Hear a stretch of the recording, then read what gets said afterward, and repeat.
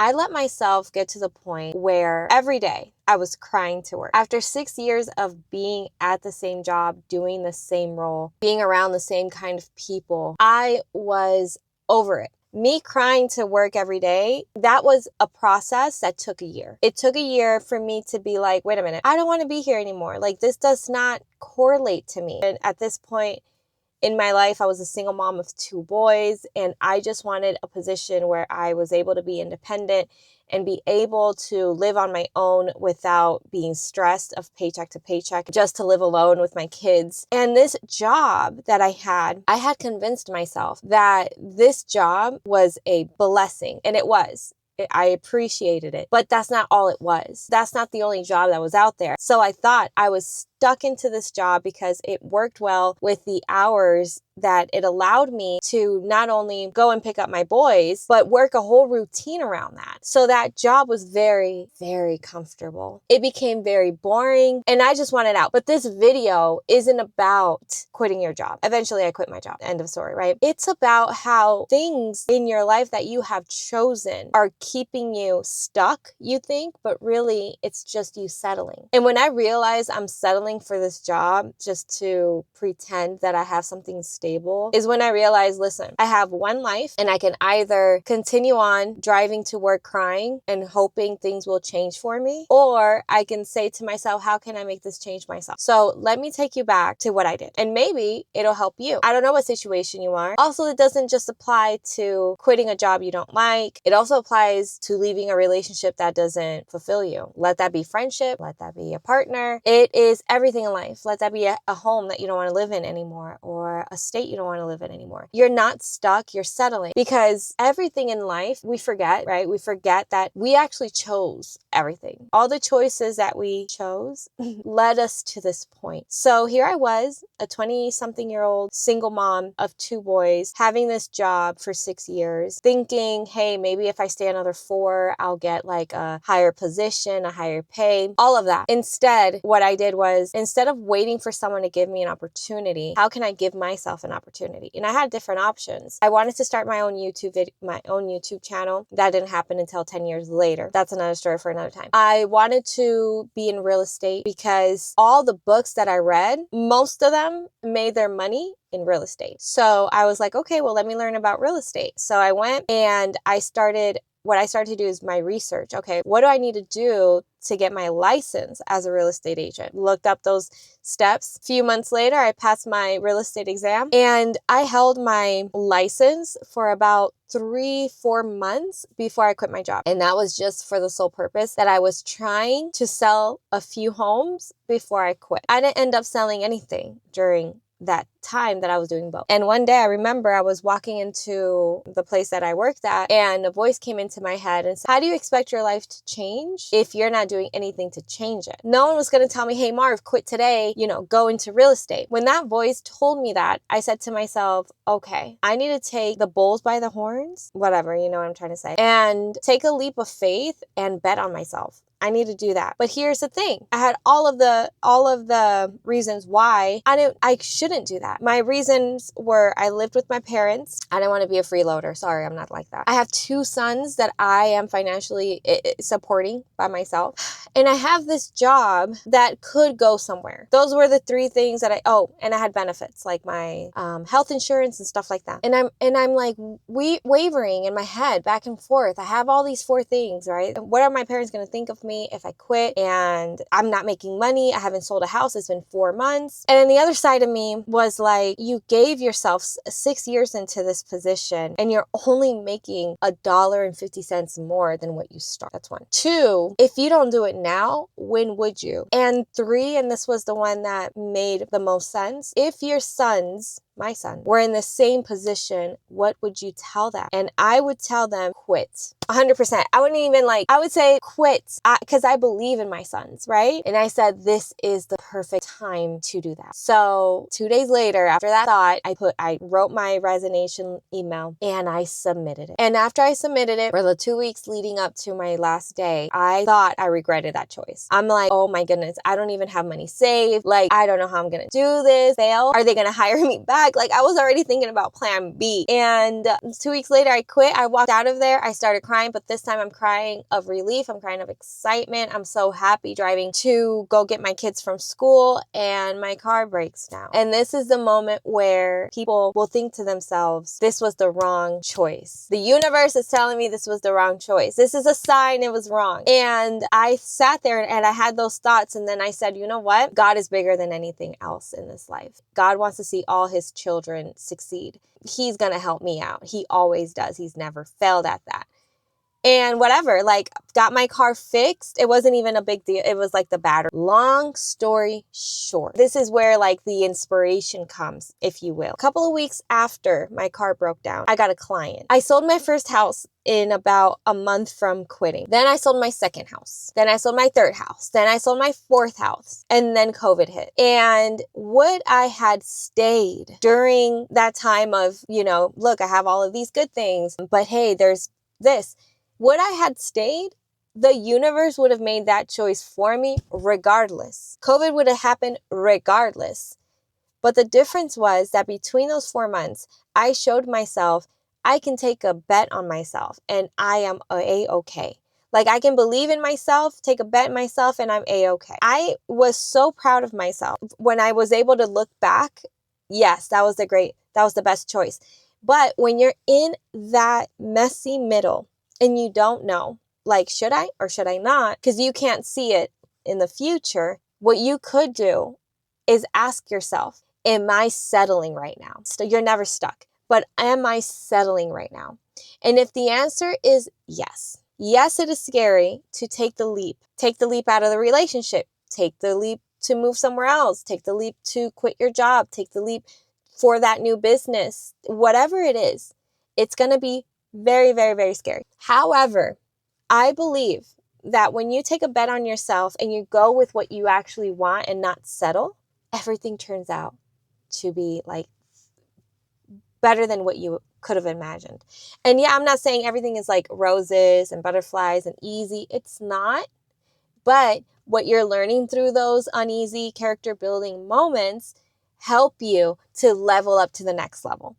But a lot of us stay in that little level of ours because we're comfortable. When you're in that comfort zone, that's the most deadliest zone you can be in when you're trying to make a different life of yourself. Because there is nothing more comfortable than clocking into your job, knowing your job like your hand, like the back of your hand, you know how they say that?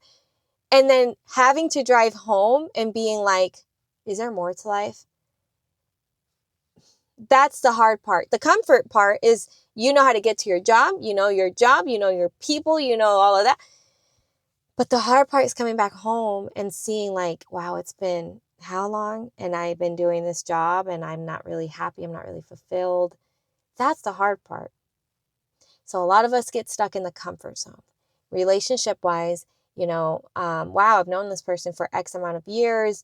Yeah, he's like this or she's like that. But like, that's all I know.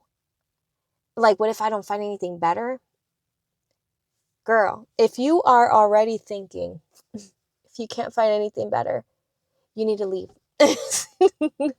That is your sign. But no, anyway, what I wanted to say in that portion is do not let your comfort zone hold you back from the life that you know you deserve. And here's the thing. Your brain is literally wired to keep you safe. So even if that comfort zone of yours is not the life that you want, or if that relationship is not keeping you happy and it's actually keeping you unhappy, your brain doesn't care. Your brain, what it wants to do is conserve energy in the familiarity. And by doing that, it thinks it's keeping you safe. That's all. The brain is there to keep you safe. And if that means familiar unhappiness gives you the same dopamine hits, gives you the same chemical reactions in your body, your brain is like, this is familiar, this is familiar, this is what we know, versus, holy grail, she wants to leave this relationship, she wants to move out, she wants to do this, that's unfamiliar. So that's going to take up a lot of energy of ourselves. Whoa. Let me tell her why this isn't good so we can keep her safe to the familiar. Does that make sense? Like, It is scientifically proven that your brain wants to keep you safe. So I'm telling you this because when you want to make a new change and you're feeling all of those feelings, that's a really good thing. That means your body works. That means that you are physically fit to do the thing that you want to do because your body is working. It's telling you, whoa, whoa, whoa, right? The alarms are going off.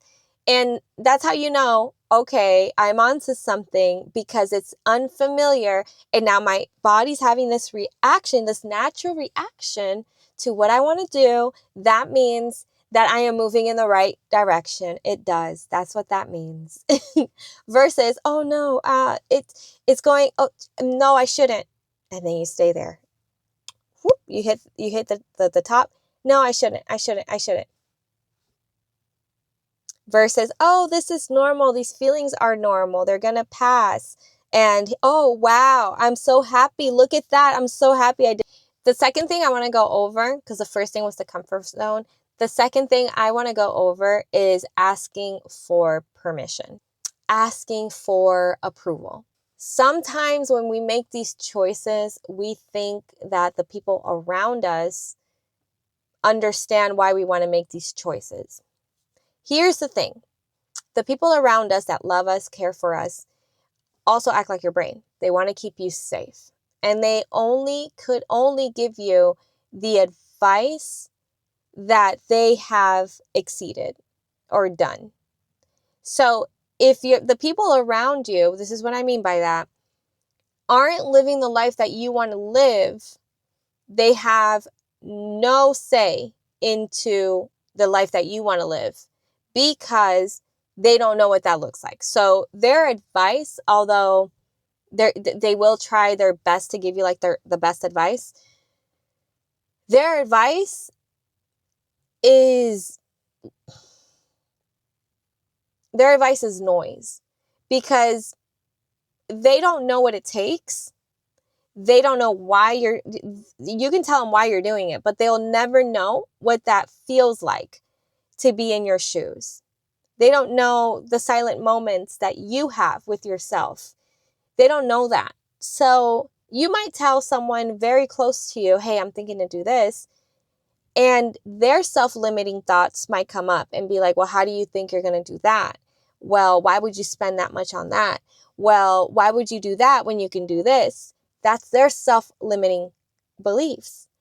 Or they might be a hype man and be like, yeah, you can go and do it and blah, blah, blah, blah. And that's awesome, but very rare. Even your own parents. When I made the choice of quitting my job, I didn't tell my parents until 2 weeks out.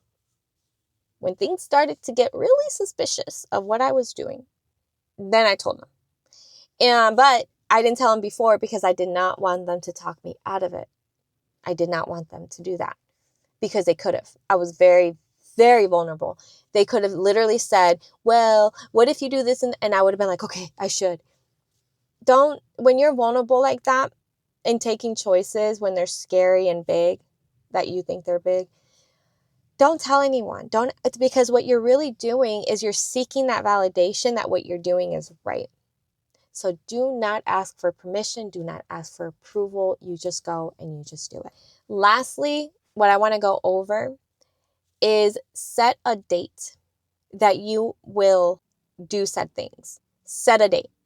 Because us humans, we love to just prolong the thing. And then guess what? We never do them. So set a date. Get yourself a planner. Whatever you got to do. But set a date and be for. On August 5th, I'm going to put in my resignation letter. Whoop! Set the date. On August 5th, I'm going to try the new workout spot and sign yourself out. Sign yourself up for that new workout class. On August 5th, I'm going to go look at homes. Like whatever that is for you, set the date and actually do it. Because when you don't follow through on what you are saying to yourself, here comes your brain. Your brain is always there. It takes note and then it doesn't take you serious. And then every time you fall out of your own plans, it's going to say, it's okay now. It's okay. Versus, what are you doing? Like, why are we not following through? You want that kind of big sister in your brain to be like, no, sis, like, wake up, let's go. You said you were going to do this August 5th. It is August 5th. We're going to do it. You said you were, we're going to do it. So set a date.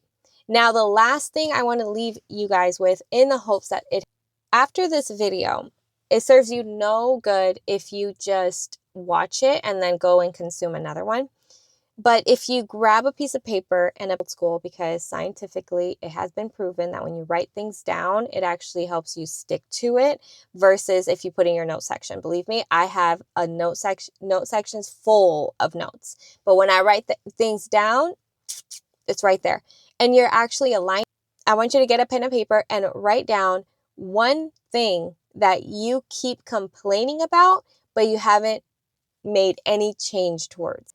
Secondly, pick a small way you can act in alignment to what it is that you want. My example, a very lengthy example I used, was real estate. I said to myself, I can do YouTube. I tried doing YouTube 10 years ago. It was so hard for me. It was so hard for me. So I pivoted into real estate.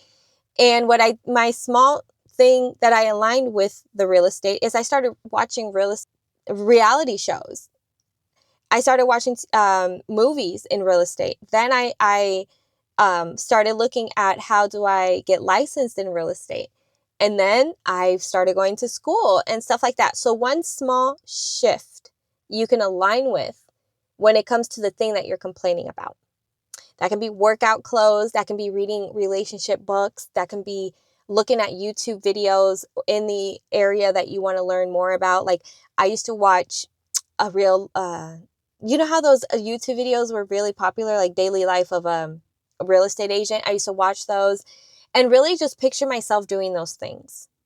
And you can do that. Picture yourself doing those things. One small act. It doesn't have to cost anything. It's just going to cost you time and effort and attention. Lastly is setting that decision date.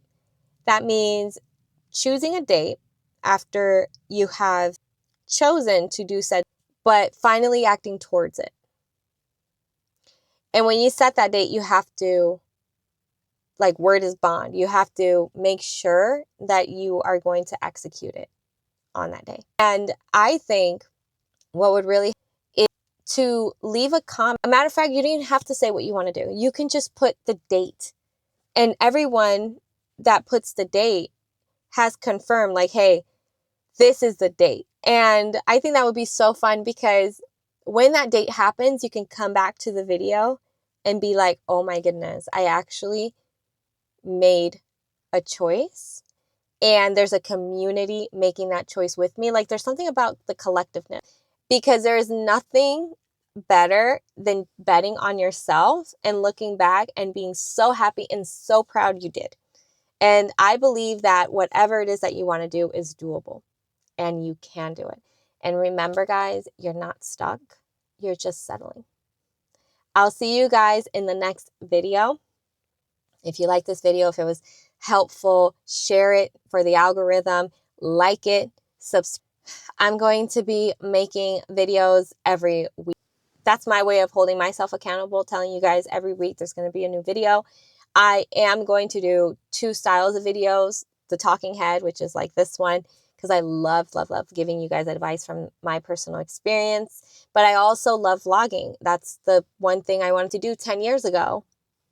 You know, it's like that old saying, the 2 best times of doing something is 10 years ago. And secondly, right now. So that's what I'm doing right now. Hope you guys have an amazing day and we'll talk a little later. Bye.